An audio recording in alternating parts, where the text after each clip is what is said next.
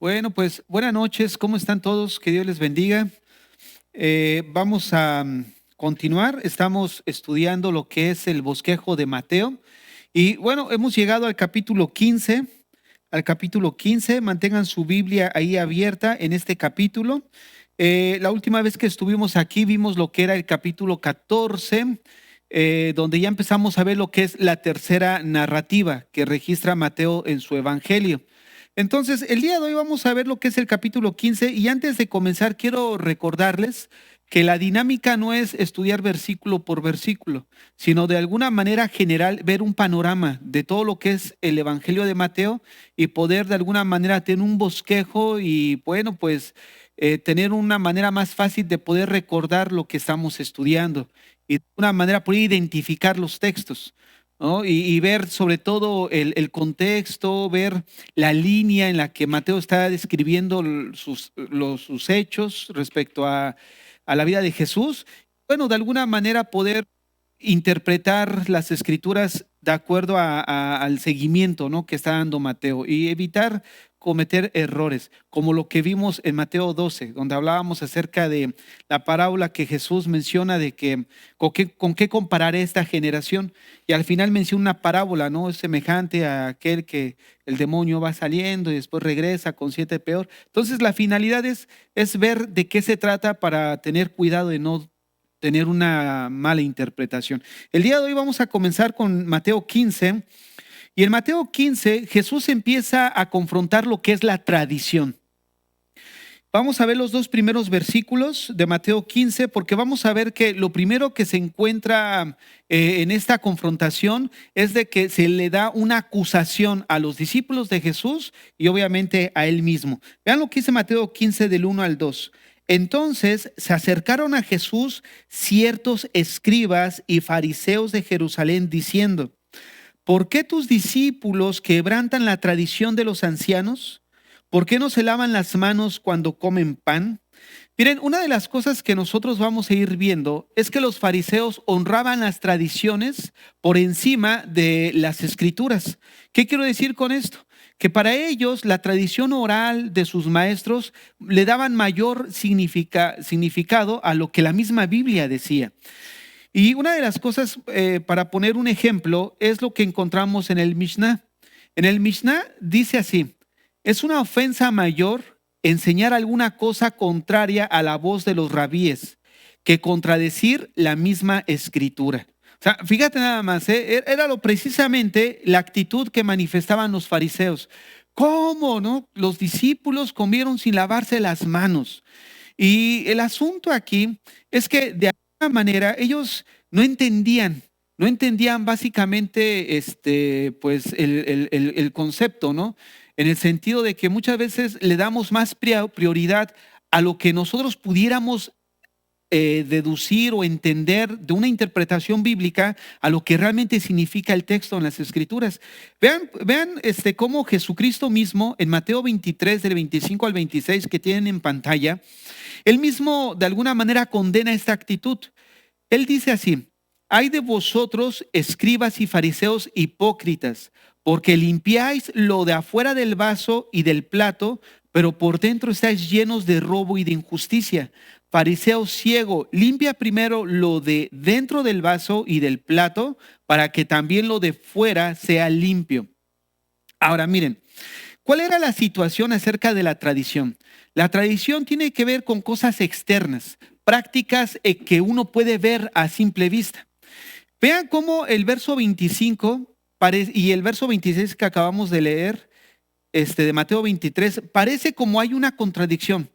Fíjense lo que dice el verso 25. Hay de vosotros, escribas y fariseos hipócritas, porque limpiáis lo de afuera del vaso y del plato.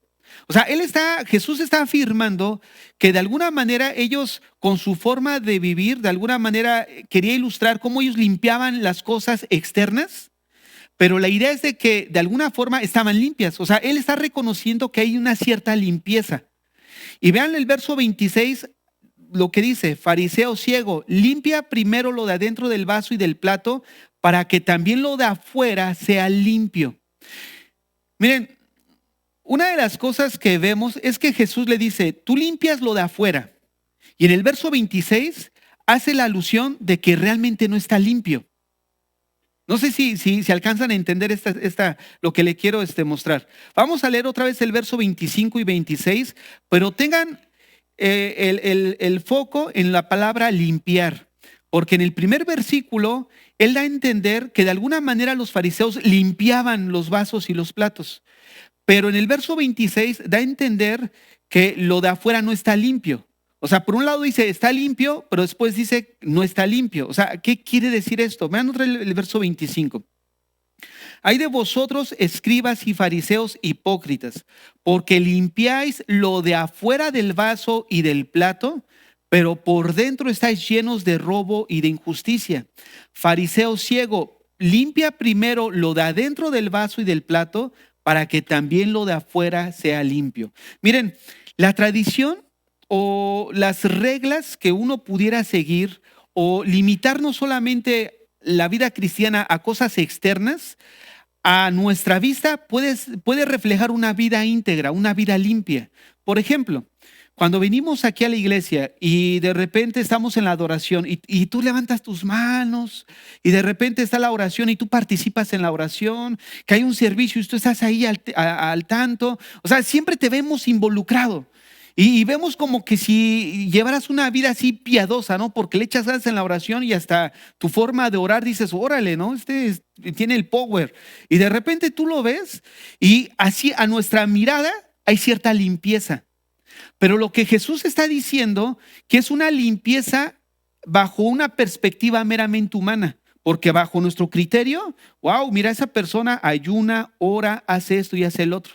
Pero bajo la perspectiva de Dios, ese vaso está sucio. ¿Por qué? Porque ellos limpiaban lo de afuera y no limpiaban lo de adentro. Por eso el Señor les dice, oye, tú vienes obstinado porque ellos comen sin lavarse las manos. Cuando vamos a ver a continuación cómo dice que comer sin lavarse las manos no contamina. O sea, no es lo que entra lo que contamina, sino lo que sale. Por eso quería mencionarles como el verso 25, él dice, ustedes limpian lo de afuera. O sea, de alguna manera se refiere a esas tradiciones que externamente ellos pueden a los ojos de nosotros sorprendernos. Pero bajo nuestra perspectiva puede ser un vaso limpio. Pero cuando Dios los ve, no los ve limpios. ¿Por qué? Porque es como en el caso de Samuel, cuando el Señor le dice, ve y unge al nuevo rey.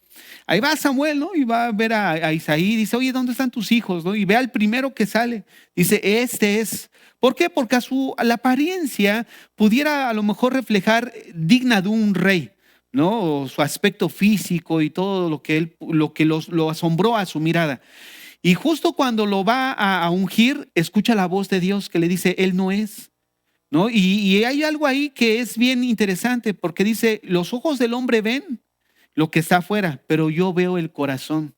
Y es ahí donde necesitamos nosotros recordar que muchas veces una de las situaciones de la tradición es de que puede llevar al engaño a la misma persona. Llegar a pensar que estamos bien porque estamos haciendo cosas externas. Y a la mirada de todos, pues pudiéramos decir, mira, este sí está tremendo. Pero cuando viene cerca de Dios, dice el Señor, él no está limpio. ¿Por qué? Porque Dios mira el corazón, mira la amargura que hay en tu corazón, mira la falta de perdón, mira la falta de misericordia, la falta de bondad, ¿no? Entonces, fíjate nada más todo eso que la tradición llega a maquillar en la vida de la persona. Por eso una de las cosas que Jesús empieza a confrontar es la tradición de ellos, donde la tradición lo único que produce en la vida de una persona es una falsa esperanza. Una falsa esperanza en cosas externas y no se da cuenta que el cambio debe de comenzar de adentro. Entonces, vamos a ver ahora cómo responde Cristo. Obviamente le dicen a Jesús, oye, pues aquellos comieron sin lavarse las manos. Siempre que leo este texto, me acuerdo de un día invitaron a Armando a predicar. Y él contó la siguiente anécdota. Dice que pues lo invitaron allá a predicar, ¿no? Y de repente ya estaba abajo del púlpito ya para subir, pero él estaba así como que ya en la parte de atrás y al subir, pues él subía al púlpito, ¿no? Allá a predicar y eso, y que se suben por él y dice, no, hermano, dice, usted antes de subir y agarrar la Biblia tiene que lavarse las manos primero.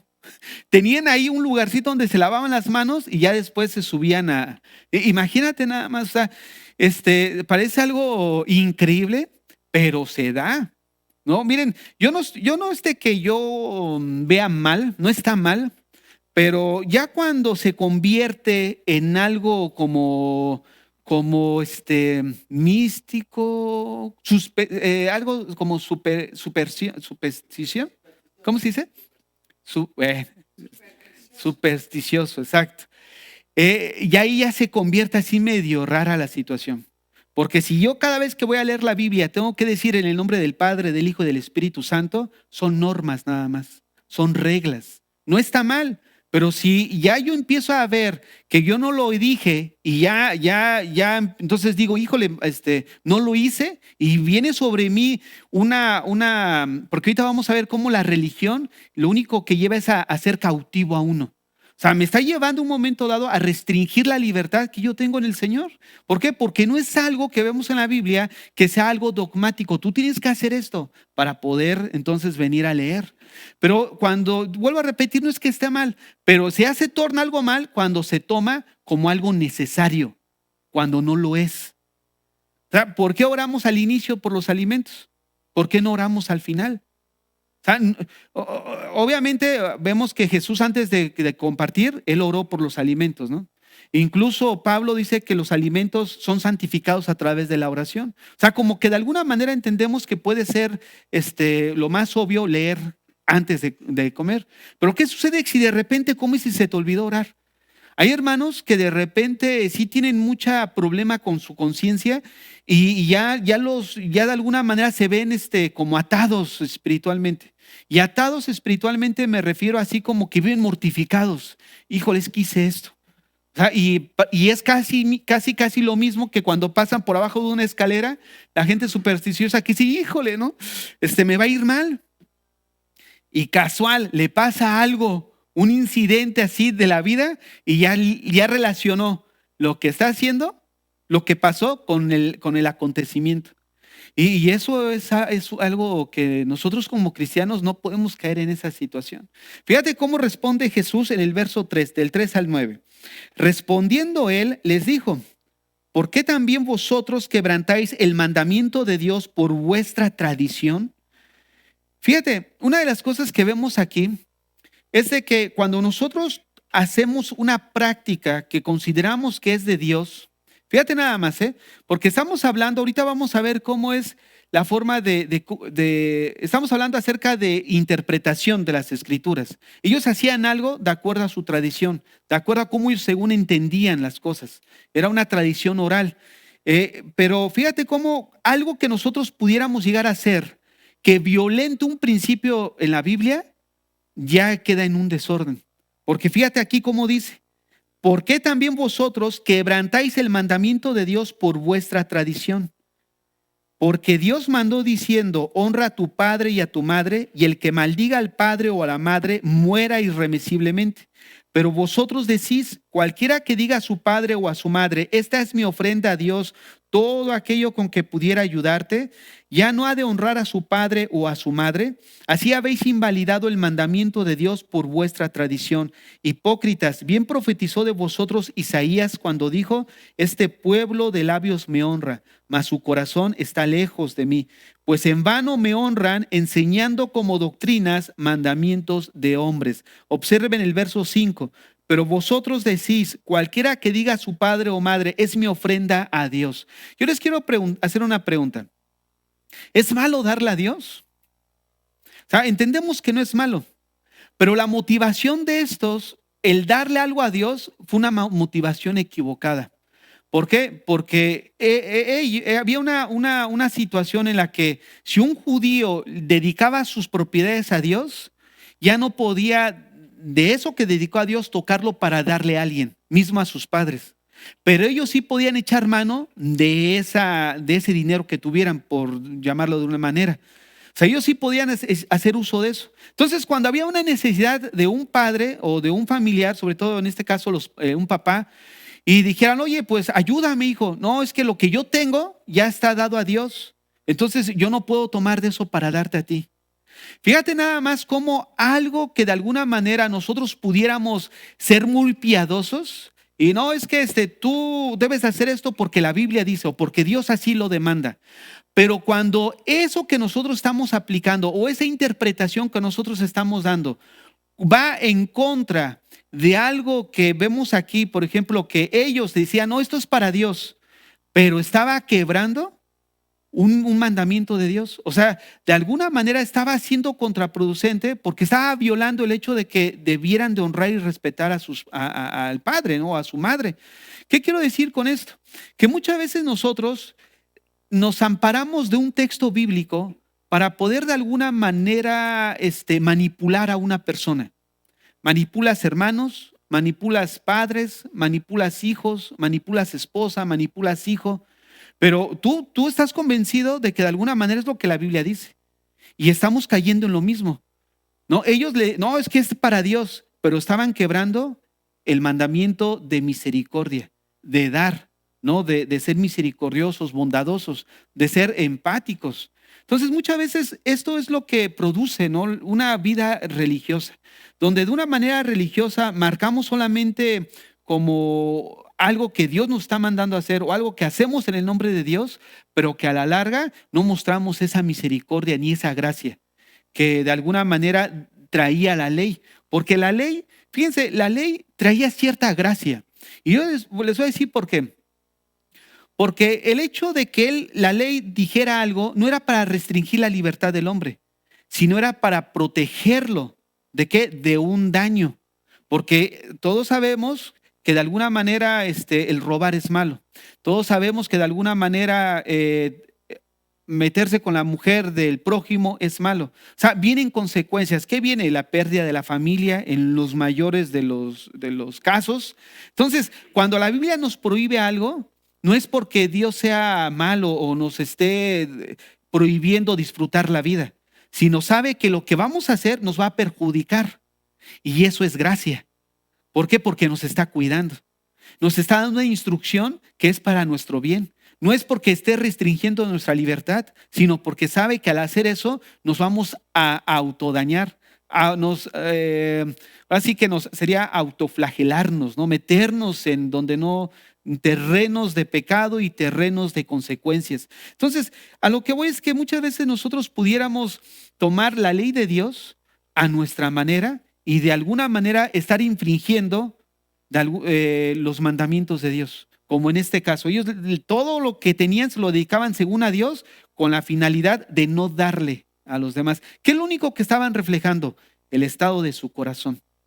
Fíjate cómo cada acción que nosotros pudiéramos hacer al final es un reflejo de lo que hay en nuestro interior. Por eso más adelante, bueno, ahorita vamos a ir más adelante en el texto, pero esta respuesta que Cristo da, una de las cosas, como ahorita yo explicaba, que los fariseos se liberaban de cualquier obligación para cuidar a sus papás porque decían que ya había sido ofrecido a Dios, ¿no? En segundo lugar, vemos que esta tradición era contraria a la voluntad de Dios porque infringía de alguna manera el mandamiento de honrar al papá o a la mamá. Y bueno, esto que ellos hacían es aquí donde yo les quería mencionar. Todo lo que en un momento dado se pudiera hacer externamente es el reflejo de lo que hay en el corazón, porque la religión que ellos manifestaban no era precisamente de un corazón bueno. El hecho solamente eran acciones externas, o sea, hablando ya de la religión como tal o de las tradiciones como tal, son cosas solamente externas, pero que de alguna manera no son un reflejo, muchas de ellas, de lo que realmente somos en nuestro interior. Entonces, nosotros debemos de tener cuidado respecto a no limitarnos a cosas meramente religiosas, como ahorita les acaba de mencionar, ¿no? Hay veces que de repente decimos, vamos a leer la Biblia y todos nos tenemos que poner de pie. O sea, yo no digo que esté mal, y de hecho es sinónimo de una reverencia, ¿no? Pero la pregunta es, o mejor dicho, ya se torna algo que no debe de ser cuando ya vemos que al no hacerlo, entonces ya está produciendo en nosotros como si hubiéramos cometido una falta, cuando en realidad no es algo que se nos, de alguna forma que sea algo, una norma, ¿no? Algo así que ya se ha establecido. Entonces, cuando nosotros ya agarramos preceptos de manera religiosa, ahí hay que tener cuidado en nuestro corazón. Miren, ¿cuál es el anuncio de Cristo? Vamos al versículo 10 al 11. Y llamando así a la multitud, les dijo: oíd y entended, no lo que entra en la boca contamina al hombre, mas lo que sale de la boca, esto contamina al hombre. Bueno, esto es lo que ya venía diciendo. Ahorita vamos a ir a ahondar un poco de esto. Vamos a ver cuál es la explicación que da Jesús de esto. Vamos al verso 12 al 20. Entonces, acercándose sus discípulos, le dijeron: ¿sabes que los fariseos se ofendieron cuando oyeron esta palabra? Pero respondiendo él dijo: toda planta que mi Padre no plantó, mi Padre Celestial, será desarraigada. Dejadlos, son ciegos, guías de ciegos. Y si el ciego guiare al ciego, ambos caerán en el hoyo. Respondió Pedro y le dijo: explícanos esta parábola. Ahora, ¿a qué parábola se refieren? A la del versículo 11. No lo que entra en la boca contamina al hombre, mas lo que sale de la boca, eso contamina al hombre. Y vean la explicación que da en el verso 16. Jesús dijo: ¿también vosotros sois aún sin entendimiento? ¿No entendéis que lo que entra en la boca va al vientre y es echado en la letrina? Pero lo que sale de la boca, del corazón sale, y esto contamina al hombre. Ahora, a continuación, comienza a dar un listado de todas estas cosas que contaminan al hombre. En el verso 19, porque del corazón salen los malos pensamientos, los homicidios, los adulterios, las fornicaciones, los hurtos, los falsos testimonios, las blasfemias. Estas cosas son las que contaminan al hombre, pero el comer con las manos sin lavar no contamina al hombre. Miren, hermanos, la santidad es asunto del corazón, no son cosas externas. Y es precisamente lo que la religión muchas veces nos quiere dar a entender, que la santidad son cosas externas, como aquella oración del publicano y del fariseo. El fariseo oraba consigo mismo diciendo: gracias doy, Dios, porque no soy como este. Yo ayuno, yo oro, yo doy de todo lo que tengo. O sea, ¿qué de todo lo que él decía estaba mal?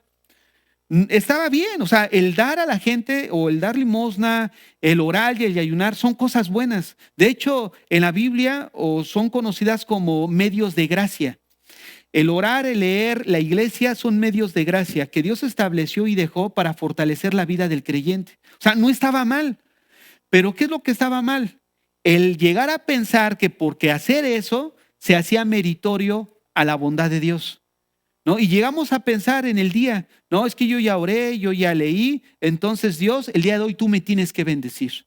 O salir confiado con la bendición de Dios, porque ya la tengo asegurada. Hoy sí oré media hora antes de irme al trabajo y los otros días no lo he hecho. Entonces, cuando ya se torna todo eso con una actitud de llegar a pensar que esto es cosas externas, que se limita la santidad de cosas externas, ahí es donde nos equivocamos. ¿Por qué? Porque muchas veces oras en la mañana, pero cuando sales ya en el autobús, ya no se lo dijiste, pero ya en tu mente ya le recordaste a la mamá, a la otra persona, ¿no? ¿Por qué? Porque hubo un roce que de repente surgió dentro de ti, pues esa ira, ese enojo que todavía hay ahí. Entonces, fíjate nada más cómo las cosas externas no tiene que ver al 100% de lo que es una vida piadosa. Ciertamente ya se externa, pero comenzando de adentro. El cambio viene de adentro y se manifiesta de una manera externa. Ahora bien, la maldad es producida por la naturaleza del hombre, porque aquí el texto es bien claro. ¿Qué es lo que contamina al hombre? Lo que sale del corazón. ¿Qué representa el corazón en la Biblia? Miren, a grandes rasgos, el corazón en la Biblia representa la naturaleza del hombre. En la Biblia, el corazón no es el corazón físico que nosotros tenemos, sino se refiere a un corazón intangible que está compuesto por 4 áreas: los pensamientos, la mente, la voluntad y la conciencia. En cada texto de las Escrituras vemos que hay una relación entre pensamientos y corazón. Vamos a ver rápidamente esta relación. Vayan a Mateo 9. Mateo 9, verso 4. Voy a ir leyendo para irnos un poco rápido. Dice: y conociendo Jesús los pensamientos de ellos, dijo: ¿por qué pensáis mal? ¿En dónde? En vuestros corazones. ¿Dónde ubicó los pensamientos? En el corazón. Vayamos a Lucas 2:19. Lucas 2:19.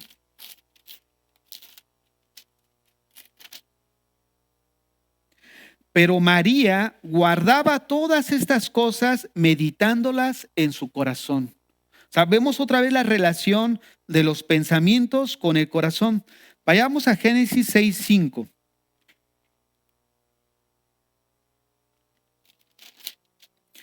Y vio Jehová que toda la maldad de los hombres era mucha en la tierra y todo designio de los pensamientos del corazón de ellos era de continuo solamente el mal.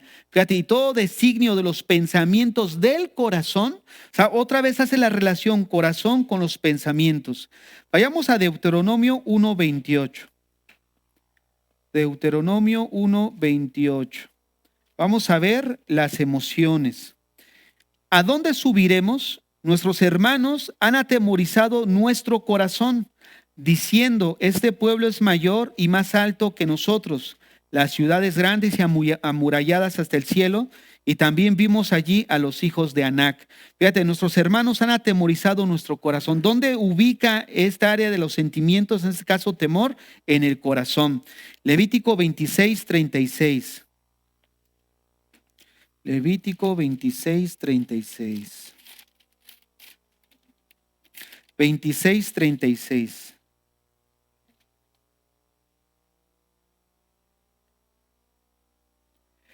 Y a los que queden de vosotros infundiré en sus corazones tal cobardía en la tierra de sus enemigos. Fíjate, otra vez menciona un sentimiento de temor, ¿en dónde? En el corazón. Ahora, vayamos a Hechos 14:17, porque no solamente las emociones negativas están en el corazón, sino también las buenas emociones. Hechos 11, 14, 17.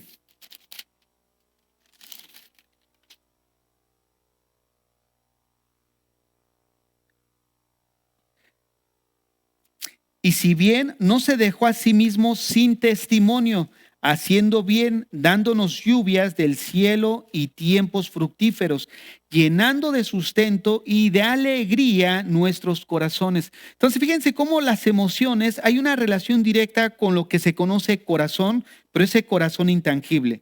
Comenzamos viendo lo que son los pensamientos, ahorita son las emociones, y vayamos a ver la voluntad ahí en Hechos capítulo 11. Verso 23. Cuando llegó y vio la gracia de Dios, se regocijó y exhortó a todos a que con propósito de corazón permanecen fieles al Señor. Miren, la palabra propósito tiene que ver con la voluntad, porque si no hay la voluntad de hacer algo, o sea, no lo vas a hacer. O sea, tú puedes tener propósito, pero si ese propósito no va incluida la voluntad en el hacerlo, pues no hay nada. Y aquí implica el hecho cómo otra vez hace la relación entre propósito y el corazón, ya que menciona, exhortó a todos a que con propósito de corazón permaneciesen fieles al Señor. Éxodo 25:2, vamos a encontrar algo más claro todavía. Éxodo 25:2. Di a los hijos de Israel que tomen para mí ofrenda de todo varón que la diere de su voluntad. De corazón tomaréis mi ofrenda. Fíjate, de voluntad, ¿dónde ubica la voluntad? En el corazón. Hebreos 10:22, vamos a ver lo último, que es la conciencia. Hebreos 10:22.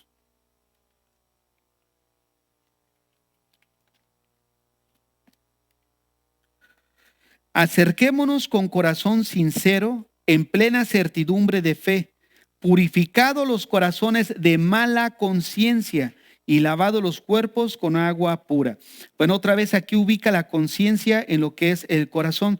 Ahora, estamos hablando nosotros en Mateo 15 de que Jesús dice que es del corazón donde salen los malos pensamientos, salen los adulterios, las fornicaciones, etcétera, etcétera. Entonces, ¿qué implica el corazón según la Biblia? Implica todo lo que somos.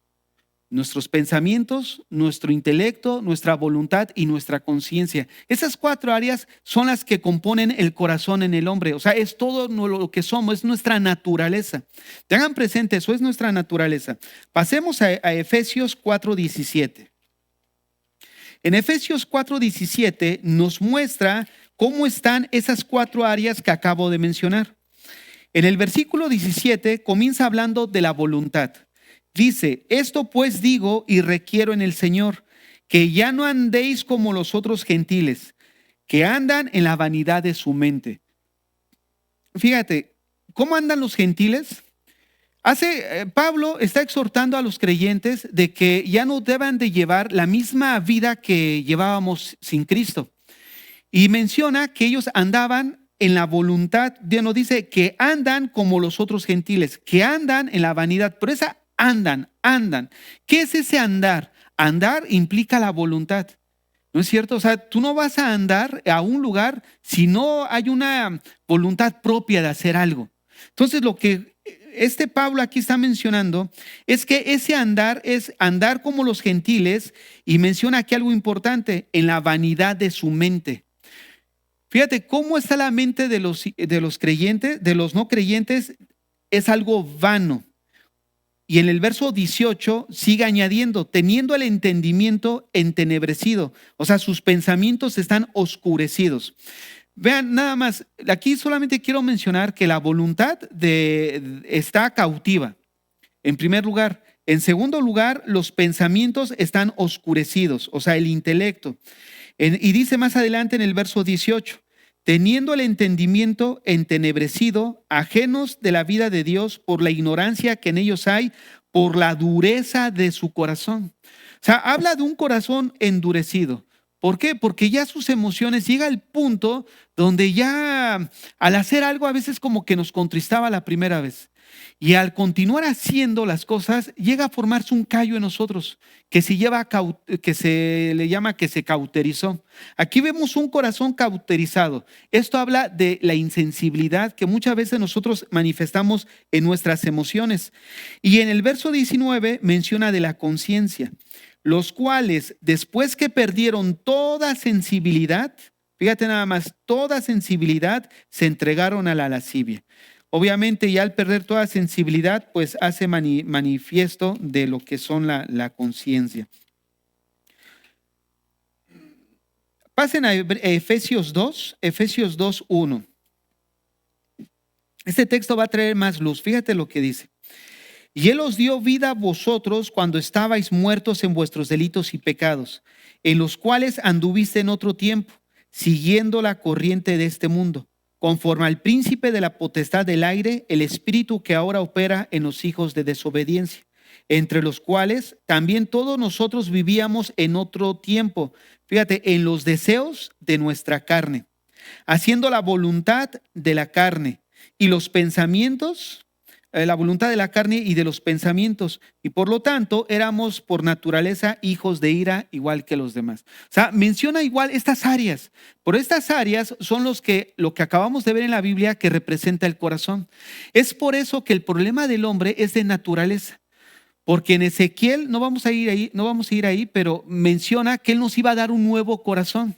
Bueno, sí, vayamos para acabar la idea completa. Ezequiel capítulo, les voy a decir 36:26.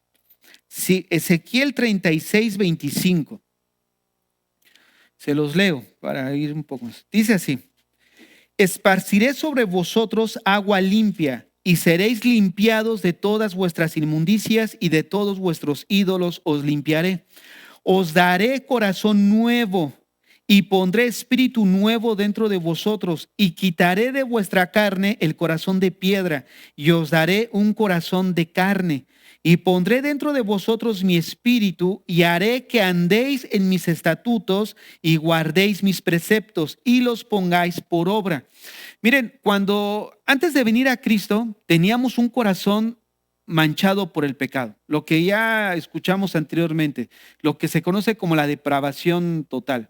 ¿Por qué? Porque habla de que todo el ser, todo lo que nos compone está manchado por el pecado. Estando en esa condición, nosotros no podíamos responder a la voluntad de Dios. ¿Cómo lo sabemos? Romanos 8:9.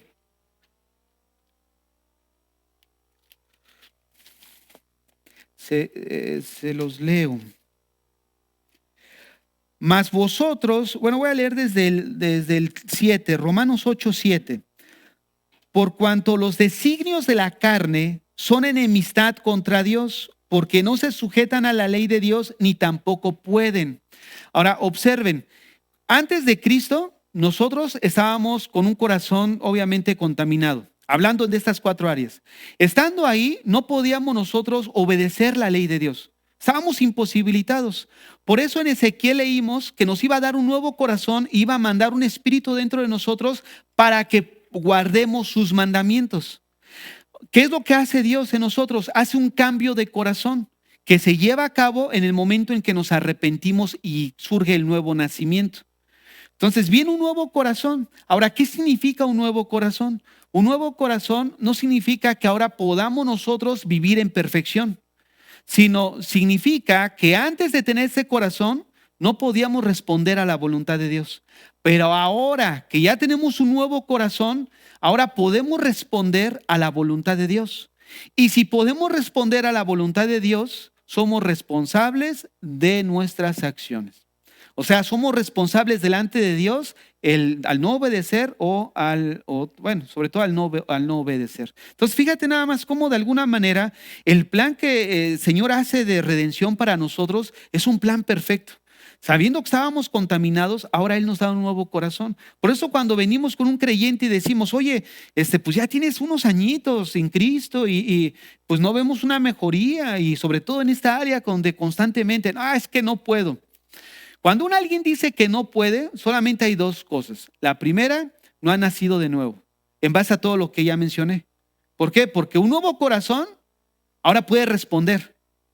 Yo no le puedo decir a uno cristiano que se porte como cristiano. Él no puede hacerlo. ¿Por qué? Porque su corazón no ha sido cambiado. Pero nosotros que nos decimos ser cristianos, entendemos que ha existido un nuevo corazón. Por lo tanto, podemos responder. Y cuando alguien dice no puedo, pues es porque seguramente no tiene la naturaleza de Dios. O simplemente le hace falta pues trabajar un poco más, ¿no? Y es ahí donde vemos, somos responsables de nuestra vida espiritual. ¿Qué quiere decir esto? Que si tú no has avanzado, no es porque el diablo te lo ha impedido. No es porque tu hermano, tu hermana, o tu hijo, o tu papá, o tu esposo, o tu esposa te lo ha impedido. Es porque tú no has querido cambiar. Es porque tú no has querido avanzar.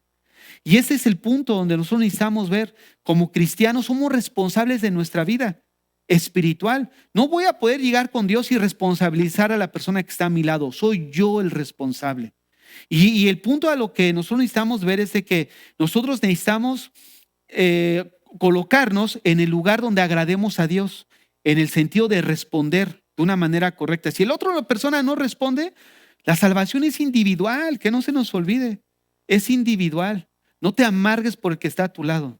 Tú disfruta tu vida en Cristo, pero tampoco dejes que otra persona quiera limitar tu libertad que tenemos en Cristo. ¿No? Porque Pablo lo dijo, oye, pues un ídolo no es nada. Si a alguien le afecta comer carne que ha sido ofrecida a los demonios o a los ídolos, pues allá él, pero no voy a dejar que mi libertad sea afectada por la conciencia del otro. Ahora, también la Biblia dice que seamos prudentes, ¿no? Pero a esto es a lo que voy, necesitamos tener una vida equilibrada. Pero si alguien viene y me dice, no lo hagas porque es pecado, pues ahí es el asunto donde yo no me voy a dejar ahí como limitar mi libertad que tenemos en Cristo. Porque es lo que hace la tradición. No hagas esto, no hagas el otro, no hagas aquello. Cuando en realidad a libertad fuimos llamados. No estamos hablando de una libertad para pecar o para vivir una vida libertina. De eso es otra cosa. Estamos hablando de que limite nuestra libertad espiritual que tenemos en Cristo. ¿No? Es que no te paraste en la oración. ¿Ok? Oye, es que no levantaste las manos cuando estabas adorando. ¿Ok? Y me hace menos santo, más santo. O sea, yo puedo levantar mis manos, o como en esas iglesias, no estoy hablando en el sentido de, no lo vayan a tomar mal, ¿no? Pero que llevan sus faldas largas. Llevan sus faldas largas, pero también la lengua la tienen bien larga a veces, ¿no? O sea, ¿de qué caso tiene eso? O sea, el asunto es a lo que podemos hacer cosas externas y lavar el plato de afuera y tener el corazón sucio, como la Biblia lo dice, ¿no? Ese es el punto que Jesús estaba tocando. No es lo que sale, no, perdón, no es lo que entra, es lo que sale. ¿Por qué? Porque sale del corazón. Entonces, ¿de dónde viene la maldad en el corazón del hombre? De su naturaleza. Vamos a ver algo aquí rápidamente, la tradición humana versus la verdad de Dios. Y vamos a ver cómo, en primer lugar, las tradiciones humanas son externas, en el sentido de no hagas o haz. Y esto de alguna manera nos lleva a una esclavitud.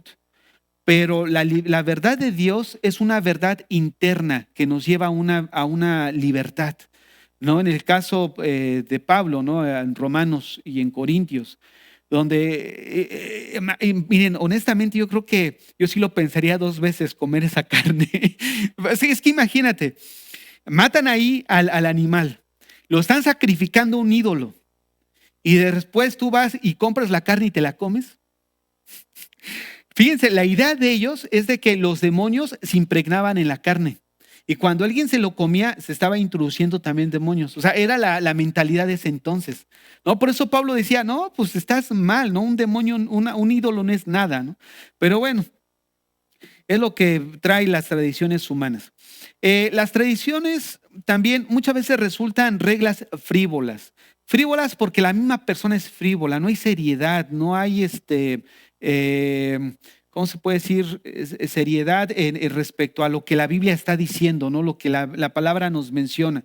Y en cambio, la verdad de Dios está basada en principios que vamos desarrollando, vamos creciendo en ellos y obviamente nos llevan a una vida de libertad. En las tradiciones humanas se exalta al hombre, se exalta a su ley, pero en la verdad de Dios, la palabra de Dios humilla al hombre. Ahora, ¿cómo podemos ver esto? Porque generalmente las personas que se basan en reglas, sobre todo en tradiciones, empiezan a ver a los demás por arriba del hombro. No, es que yo sí oré. No, tú no oras. No, mira, yo ya estudié la Biblia. ¿No? Y empezamos entonces de alguna manera a mirar a los demás como de menor categoría espiritualmente. ¿Por qué? Porque yo sí lo hice. Y llegamos a pensar que el Señor se sacó con un 10 con nosotros, ¿no? El Señor sabe que yo sí. Eso es lo que produce la religiosidad. No, no produce humildad en el corazón. No produce el hecho, como Juan lo decía, cuando Juan el Bautista fueron, le dijeron, hey maestro, dice, mira, aquel que bautizaste, pues ahora bautiza y vienen a él. ¿Y qué dice él? No, es necesario que él crezca, pero que yo mengüe. Y es lo que muchos de nosotros necesitamos, que Cristo crezca en nosotros, pero nosotros menguar en nuestro corazón, dejar de ser orgullosos. Y cuando nosotros perdemos el piso, hermanos, ahí ya, por eso se dice, ¿no? Que se le llegó el humo a la cabeza. Le llegó el humo a la cabeza porque el fuego de su corazón se apagó. Y lo único que sube es el humo. Ahora bien, la tradición produce piedad religiosa como la del fariseo. Y la verdad de Dios siempre va a ir con la tendencia a producir la verdadera santidad. Una santidad que se ve a través de las acciones, pero al final de cuentas es algo que bajo la perspectiva de Dios sí implica una vida limpia, ¿no? Como hace rato les explicaba al inicio. Ahora miren, ya vimos cómo en la vida cristiana habla de un cambio de corazón, un cambio de naturaleza en 4 áreas de nuestra vida. Pero una de las cosas que vemos es que la verdadera religión se produce del corazón. ¿Qué hicieron los fariseos? Cosas externas. Pero ¿qué nos señala Dios? Es el corazón, donde Él trata. Y vean cómo vamos a ver una lista de versículos donde habla precisamente que la fuente de todo cambio es el corazón. Romanos 10, de 9 al 10. Que si confesares con tu boca que Jesús es el Señor y creyeres en tu corazón que Dios le levantó de los muertos, serás salvo. Porque con el corazón se cree para justicia, pero con la boca se confiesa para salvación. Fíjate, con el corazón se cree para justicia. O sea, ¿cómo creemos? Creemos del corazón, de todo lo que implica. Ahora, ¿Cómo amamos? Amamos de corazón también. Jesús le dijo, amarás al Señor tu Dios con todo tu corazón, con toda tu mente y con toda tu alma. Miren, prácticamente es con todo nuestro ser. Cuando venimos a Dios, no solamente bien debes de buscar a Dios porque sientes bonito cada domingo. No, tú tienes que estar convencido intelectualmente o mentalmente, bueno, intelectualmente en el sentido de que todo lo que la instrucción de Dios nos está dando en la Biblia es así y no se pone en tela de juicio nada de lo que Él nos dice. Debemos estar convencidos intelectualmente, pero también en nuestras emociones, en nuestro interior, en nuestro corazón. Por eso dice que amamos de corazón. En tercer lugar, cantamos con el corazón. La palabra de Cristo dice, more en abundancia en vosotros, enseñándoos y exhortándoos unos a otros en toda sabiduría, cantando con gracia en vuestros corazones. ¿Cantando cómo? Con gracia en nuestros corazones. Obedecemos de corazón. Romanos 6:17. Pero gracias a Dios que aunque erais esclavos del pecado, habéis obedecidos de corazón a aquella forma de doctrina a la cual fuiste entregado. Obedeciste de corazón, creíste de corazón, amamos de corazón, cantamos de corazón, obedecemos de corazón. Fíjate cómo esta es la verdadera vida piadosa que surge de un nuevo corazón cambiado por Dios. Todo es una obra de corazón. Damos de corazón. Segunda de Corintios 9:7. Cada uno dé como propuso en su corazón, no con tristeza ni por necesidad, porque Dios ama al dador alegre. Fíjense, esta semana estuve hablando con una persona que me contó una historia que me llegó mucho. La verdad que sí, como dicen algunos por ahí, me pudo. O sea, él estaba contando, es una persona que cada año, allá en la Ciudad de México hace una recolecta y entrega como unas despensas, ¿no? Se mete así a lugares peligrosos o ahí a donde ve, llega de esos lugares donde le llaman campamento, donde la gente llega y no su terreno, solamente invaden y cosas así. O sea, llega y empieza a repartir, ¿no? Y él decía que él tenía unos alumnos a los que les dijo, ¿saben qué? Ya viene Navidad y pues les voy a contar una historia, dice. Eran dos niños que pasando Navidad y Año Nuevo se sentaron sobre la banqueta de la casa, de su casa, dice ahí donde vivían, y veían a todos los niños que salían con sus juguetes, bicicleta, jugando con su papá. Y uno de esos niños sentado dijo, me voy a poner de pie y voy a ver quién de ellos puede compartir su juguete conmigo. Dice, porque de alguna manera ellos no habían recibido nada, ¿no? Y resulta que nadie quiso compartir con él, nada, ni con su hermano. Al final de cuentas, él empieza a hablarle ahí a sus alumnos porque le cuenta esta misma historia, diciéndoles por qué motivo él hace eso.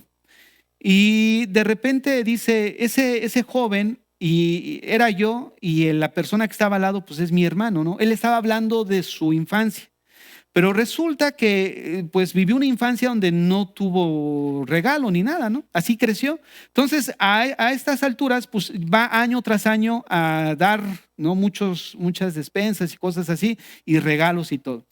Él me estaba comentando que iniciaron como con 90 el primer año, el segundo, y eran varias personas, ¿no? Por ejemplo, 10 personas, ¿no? 15, y juntaron como 90.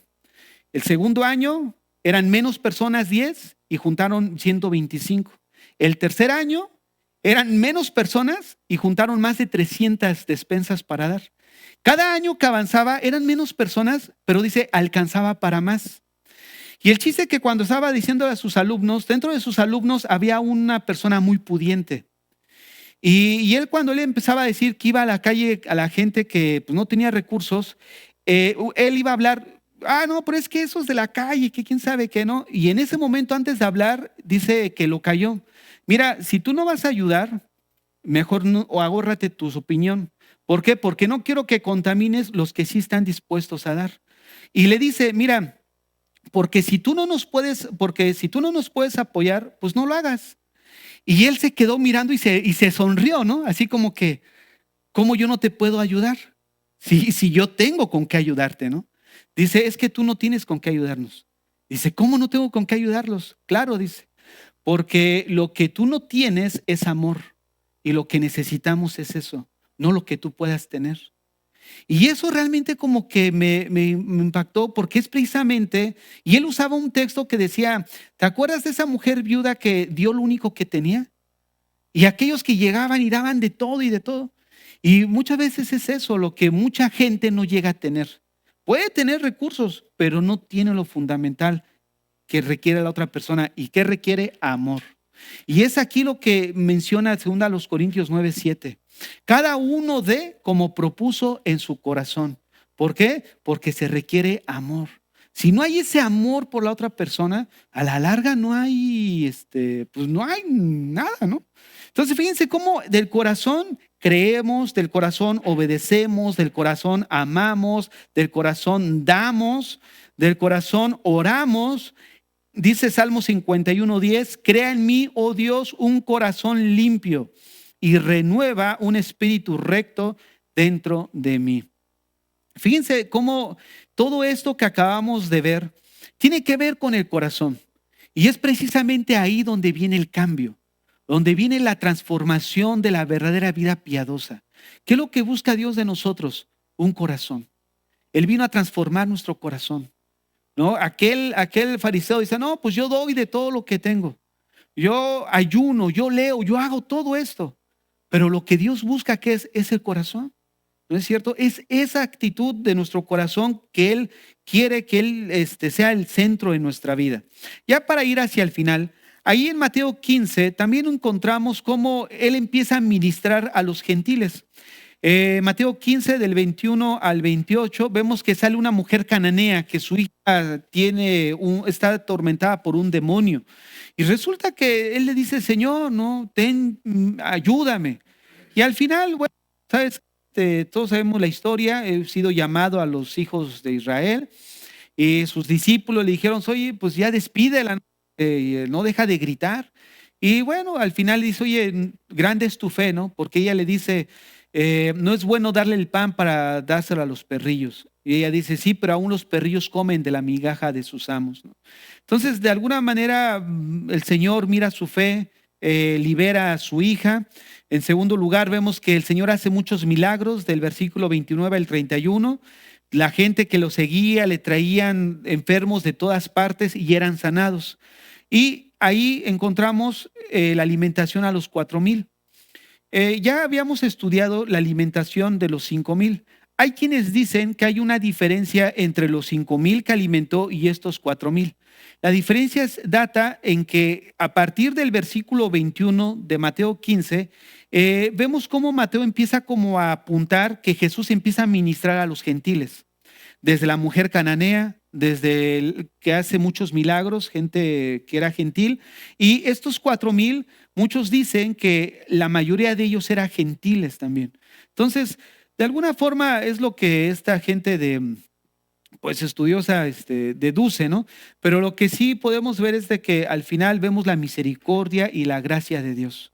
O sea, Dios realmente manifiesta su bondad para con nosotros. Fíjense cómo de alguna manera no está mal lo que los falsos enseñan. Dios te quiere bendecir, Dios te quiere dar, Mira, Dios es bueno con nosotros. Dios nos ama. Dios sí quiere darnos a nosotros. Pero el asunto es de que nosotros invertimos las prioridades. ¿Por qué? Porque el Señor, ¿qué dijo? Busca primero el reino de Dios y todo lo demás se te va a añadir. O sea, Él no está negando dar, pero sí hay un orden y un principio. Primero el reino de Dios. Si tú te enfocas en mí, yo me voy a enfocar en ti. ¿Por qué? Porque Él sabe nuestras necesidades, Él sabe nuestro corazón, Él sabe todo lo que hay en nuestras vidas. Entonces, ¿a dónde va el Señor el cambio? En esa confianza en nuestro corazón. Entonces, en este capítulo que es Mateo 15, en general vemos a Jesús confrontando lo que es la tradición, porque la tradición de alguna manera termina infectando el corazón de las personas, haciendo que ellos crean que están bien por las cosas externas que hacen, sino la misma vida que tenemos diariamente nos da testimonio de eso. Tú puedes ver a personas que cuando dan o hacen cosas se consideran buenas. O sea, hablando de personas no cristianas, muchos de ellos dan, ¿no? No sé si conocen ese programa de Teletón, ¿no? O sea, gente da, pero a la larga pues se beneficia, ¿no? Porque es deducible de impuestos y cosas así. Pero ellos dicen, no, pues estamos dando, ¿no? O sea, mostramos bondad. ¿Realmente mostrarán su bondad? Nos damos cuenta que a la larga el testimonio de la Biblia es que no hay justo ni aun uno. De alguna manera estamos infectados por el pecado, pero llegamos a pensar que somos buenos por lo que hacemos. Y eso es lo que de alguna manera es el engaño de la tradición y de la religión. Llegar a pensar que porque hacemos cosas externas, nos hacemos merecedores del amor, del perdón y de la gracia de Dios. Y esto no es así. Entonces, por eso Jesús de una manera rotunda confronta la tradición de estos fariseos. Y bueno, pues ya la próxima semana vamos a ir avanzando con el capítulo 16 y a ver si nos da tiempo para el 17. Entonces, estamos despedidos, hermanos, que Dios les bendiga. Cuídense mucho, nos vemos allá en las redes sociales. Ya. Sí, bueno. ¿Hay alguna pregunta?